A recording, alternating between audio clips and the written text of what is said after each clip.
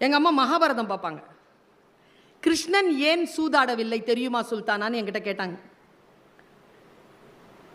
ஏன் சூதாடலை? எனிபடி?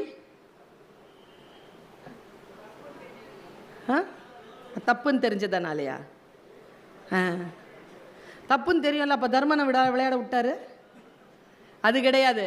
கிருஷ்ணனுக்கு தெரியும், சூது ஆடுனா கடவுள் ஜெயிக்க மாட்டார், சகுனித்தான் ஜெயிப்பான் என்று கிருஷ்ணனுக்கு தெரியும். உங்க எல்லாருக்கும் சொல்றேன், சூது ஆடாதீங்க.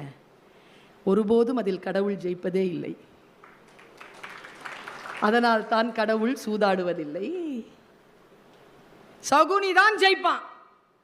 என்னதான் இருந்தாலும் சகுனி தான் ஜெயிப்பான். இந்த சொல் இருக்குல்ல, இந்த சொல் என்னை வந்து சேருகிறது.